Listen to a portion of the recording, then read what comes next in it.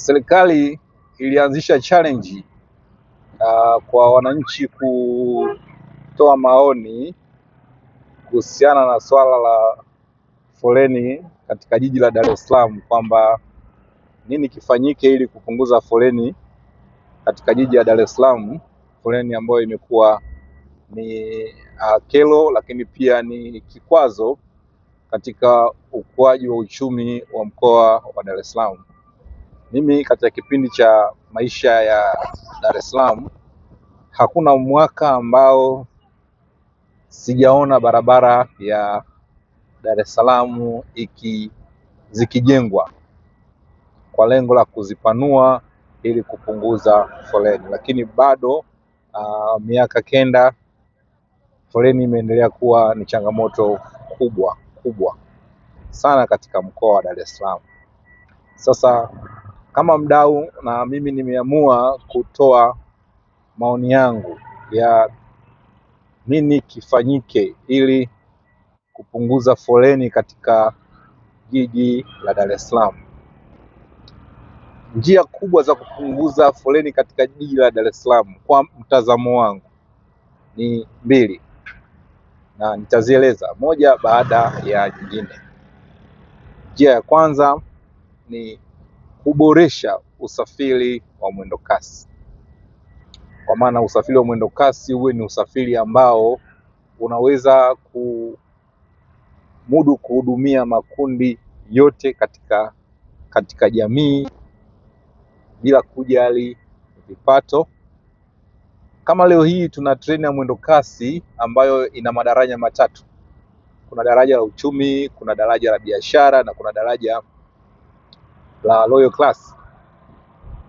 The same inawezekana pia na mwendo kasi, tukaweka mwendo kasi kulingana na madaraja, kukawa na mwendo kasi daraja la uchumi, daraja la kati, lakini pia daraja la juu kwa maana ya royal class, na hata nauli zika tofautiana kulingana na hizo class. Lengo ni kuhakikisha kwamba tunayahudumia makundi yote ambayo yanahitaji huduma ya kufika katikati ya mji na kuepukana na hadha ya foleni, kwa sababu foleni Dar es Salaam si tu inasababishwa na wingi wa magari na ufinyu wa barabara, lakini ni kutokana na kwamba one direction.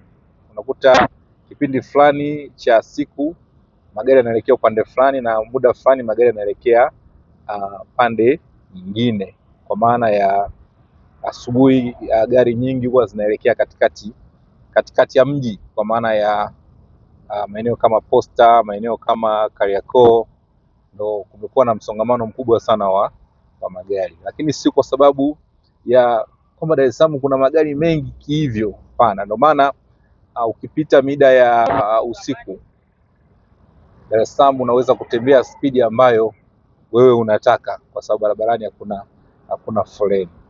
Ama ukitembea siku za weekend Dar es Salaam, bado unaweza kutembea spidi unayoitaka, kwa sababu gari nyingi zinakuwa haziko barabarani.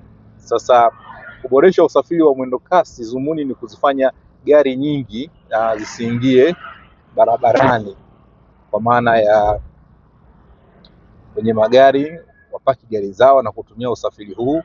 Kwanza utakuwa ni usafiri ambao unabeba idadi kubwa ya watu kuliko gari binafsi ambao unakuta gari moja ambayo ina uwezo wa kubeba abiria 6, lakini ndani yake kuna mtu mmoja, na hivyo kuchukua space barabarani.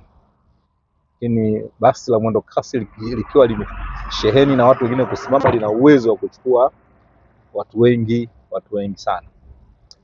Lakini sababu ya pili ni kuongeza ushuru wa parking mjini ili kudiscourage. Unapotaka kudiscourage jambo, usilizuie, bali liwekee kikwazo ambacho mtu mwenyewe ataamua kwamba sipasi kufanya hivi kwa sababu nitaingia gharama kubwa. Kwa sasa hivi unakuta gharama za ushuru sidhani kama inazidi 1000 kwa saa.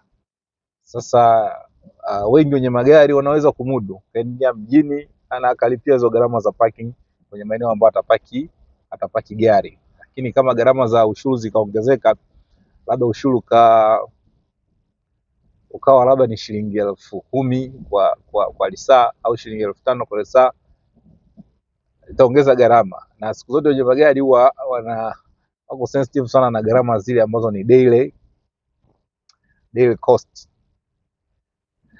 Lakini sasa, ili usimdiscourage mtu, usimnyime haki kwamba aingizi gari mjini kwa sababu ya ukubwa wa ushuru, lakini usafiri wa mwendo kasi unampa changamoto, hapo tutakuwa tuwatendei haki. Tuboreshe usafiri wa mwendo kasi, watu wapande kwa utaratibu ulio mzuri, kwa hakuna msongamano wa kupanda kwa kugombaniana. Kwa kufanya hivyo, gari nyingi hazitokuwepo barabarani kuelekea mjini, hivyo tutapunguza kwa kiwango kikubwa foleni ya Dar es Salaam ambayo